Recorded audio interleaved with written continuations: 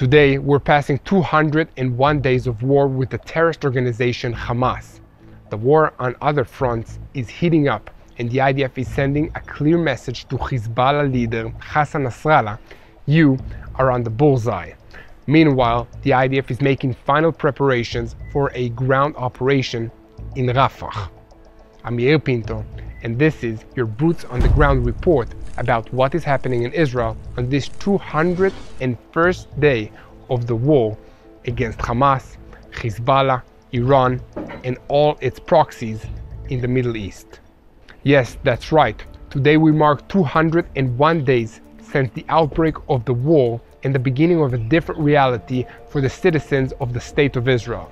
In the Gaza Strip, the IDF has dismantled the power structure of Hamas, defeating the organized brigades in heavy fighting. However, although the organized brigades have been defeated, it is very difficult to completely stamp out an irregular force, and every place that had been cleared of Hamas one day can become infested with terrorists again. The civil infrastructure of Hamas has already become a force to be confronted in many places where the IDF concluded large-scale maneuvers weeks ago. However, the war continues, and thousands of soldiers are training at bases all over Israel to prepare for the next large maneuver into Rafah, as well as possibly re-entering towns in the center of the Gaza Strip where Hamas has begun to re-emerge. The US is still reviewing the IDF's plans to evacuate hundreds of thousands of Palestinian civilians from Rafah before moving in to confront the remaining Hamas battalions. This plan includes setting up large tent cities for the evacuees to shelter in, and several thousand tents have already been set up while more are on the way. The plan to evacuate the civilians from Rafah has been changed several times in consultation with the Americans, and they might need to be changed again. The general outline of the plan can be seen, however, and it includes an initial stage where the IDF moves in with large formations to strike a hammer blow against Hamas, then withdraws and make raids as necessary to confront whatever small Hamas units still remain. Another concern the IDF has in the Gaza Strip is the continued firing of rockets into Israel. Just in the last couple of days, barrages were fired towards Sderot and the Ashkelon area. The source of the rockets was in the villages of Bet Hanun and Bet Lachia, in areas where the IDF had already cleared. But because of the extensive tunnel network Hamas has dug under the Gaza Strip, they were able to sneak back into these areas and use them to fire rockets. This scenario is likely to be repeated many times moving forward, and so the IDF will have to continue to make raids and confront the terrorist threats. To sum up, the threat of large Hamas formations operating in the Gaza Strip has been severely degraded through the bravery and sacrifice of the IDF troops. But there is still a problem there because small units and even individual terrorists continue to fire rockets and threaten Israeli communities. The IDF will need to continue monitoring the Gaza Strip to guard against these threats, confronting them when they arise. That still leaves the 4 battalions that must be destroyed before the job will be completed. The latest intelligence assessments say that 2 of them are in Rafah, while the other 2 have been sent further north to Deir el-Balach and Nusirat in the center of the Gaza Strip. Here at TBN Israel, we will continue to monitor this situation and keep you updated as the story unfolds.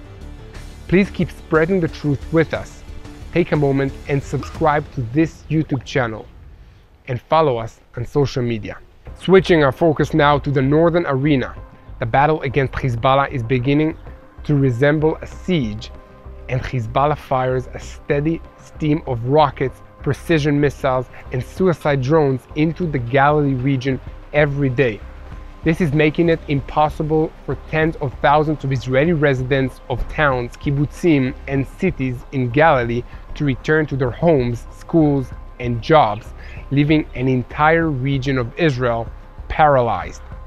This is even without a major eruption of hostilities. The IDF for its part, regularly attacks significant Hezbollah targets along the border and even further north, destroying Hezbollah weapon stockpiles and training centers, as well as eliminating senior terrorist leaders. In many communities around the Gaza border region, life has more or less returned to a normal routine such as what existed before the war broke out. But the reality is still complex, and the authorities face many difficulties. Last, but certainly not least, we can never forget the fact that on October 7, 253 men and women were kidnapped from the civilian communities and military bases near the border with Gaza. There are still 133 Israeli hostages being held in the Gaza Strip. We don't know how many of them are still alive and what conditions they are being held in, and there is a widespread concern for their fate. Among the remaining hostages are women, the elderly, and toddlers, with the youngest being Kfir Bibas, who was kidnapped when he was only 9 months old. The abductees who were released in earlier deals described in several interviews the difficult conditions the hostages are suffering, including hunger, lack of water, being held underground in tunnels without oxygen, being abducted in cages, sexual abuse, and psychological abuse. Also, as the days pass, we know it becomes more likely that these hostages will lose the battle to stay alive under these terrible conditions. The IDF has already informed close to 40 families that their loved ones have been murdered in captivity. The negotiations with Hamas over freeing the remaining hostages are stuck in the shadow of the terrorist organization's insistence on an Israeli commitment to essentially lose the war by withdrawing, handing the Gaza Strip back to Hamas, and giving up on all the accomplishments that were won at such a high price. In recent days, we haven't seen much reason for optimism that a deal will be reached soon. To wrap up this summary of events after 201 days of war, I will ask you once again to help us spread the truth by sharing our videos and subscribing to this YouTube channel. This war is fought on multiple fronts, and sadly, Israel is losing the front for the public's opinion. So we need your help in sharing the truth. And the most important thing is prayer. So please join us in prayer for the peace of Jerusalem and for Israel to win against this terrible terrorist organization. Now, with the summary concluded, we need to focus on events in the north. In the past 24 hours, the IDF attacked and eliminated Hussein Ali Azkul, a key operative in the air defense system of the terrorist organization Hezbollah in southern Lebanon. In addition, during the night between Monday and Tuesday, Muhammad Khalil Atiyah, a senior commander in the Radwan forces, was eliminated. Following these strikes, Hezbollah launched several rockets into northern Israel, prompting alarms in several Israeli communities. This leaves Hezbollah leader Hassan Nasrallah with a lot to think about. He knows that the elimination of all these senior field commanders means that Israeli intelligence is watching his organization closely, and in the event of a major outbreak of hostilities, he will be in the crosshairs. The IDF will know exactly where he is at all times, and they will be ready to hit him if and when a big war starts. This must be very difficult for him to see how vulnerable he is, despite his habit of spending all his time in underground bunkers. This gives him many reasons to avoid escalating the hostilities against Israel, as he knows he is in a personal danger. The same is true for all of these Hezbollah commanders, who have seen their friends get eliminated one by one, leaving them to wonder which one of them will be next. I'm sure they all want these hostilities to end as soon as possible instead of escalating into something even worse. However, Nasrallah also knows that he cannot be seen as backing down in the face of Israeli pressure, as this will make him lose face in front of the whole Muslim world, especially his patrons, the Islamic Republic of Iran. Therefore, he continues to fire into Israel, including a recent UAV strike in western Galilee. This strike was the closest so far to hit near the city of Haifa. A Hezbollah attack on Haifa would be a major escalation, so please be in prayer about the situation. Please keep spreading the truth. Take a moment and click on the subscribe button and follow us on social media. I would also ask you to please take an active part in spreading the truth by donating to our work and helping us create more videos by clicking the link below or going to our website at www.tbn.org/Israel.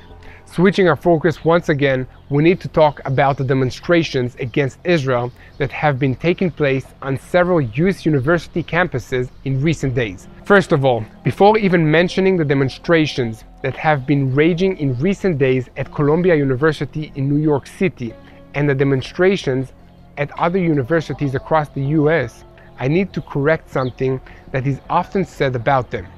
Despite the description that is often repeated, these demonstrations are not pro-Palestinian. They are actually pro-terrorism and anti-Israel. The demonstrators never even pretend to offer any solutions to the problems facing Palestinians in Gaza or anywhere else. They are all about expressing hatred and contempt for Israel and demands for our destruction. They include statements of support for murder, rape, and terror of Jews and Israelis, sympathy for monsters and criminals, and contempt for Israel and even for their own country, the United States of America. Although the demonstrators are often led by professors with a long history of anti-Israel activities, the young students who make up the bulk of the demonstrators are not blameless. They often have no idea what the slogans they're chanting even mean, and many of them probably couldn't find this country on a map of the world if their lives depended on it. They don't know what they're talking about, and they don't even care. They're just out on the streets, marching and carrying on for the thrill of it and for the emotional release they get from expressing outrage at something. The real-world consequences of what they're doing are of no interest to them. They just want to enjoy being part of the hate fest. For many, there is also the satisfaction they get from an expression of socially acceptable anti-Semitism. This has come and gone several times throughout history, and here we see it happening once more. There is nothing ideologically special or even specific about this manifestation of anti-Semitism. They are just the latest example of the pure hatred of Jews, despite the cosmetic differences these demonstrations might have to past examples of this phenomenon. With all of this in mind, I will ask you once more to help us spread the truth. This war is not just being fought with kinetic weapons on the battlefields of Gaza and Lebanon. It is a spiritual war being fought with spiritual weapons. And one tool that we as believers can use is prayer. To pray effectively, people must know the truth. And that's what we do here at TBN Israel, by creating these daily updated reports from Israel so that you will know how to pray. So please help us get the truth to more people so they can join us in prayer for the situation in Israel, for the IDF soldiers, for the hostages, and the most important thing is for the peace of Jerusalem. We just celebrated the holiday of Passover, and I wanted to wish all of you a happy Passover, and remember that despite all the enemies that come against the people of Israel and against you personally, God is on our side and we will win. Hello, this is Mati here in Jerusalem with TBN Israel. This is Yair Pinto from TBN Israel here in Jerusalem. TBN Israel is keeping viewers informed with Israel-focused news, culture, and what God is doing in this land. Support TBN Israel today online at tbn.org/Israel. Thank you.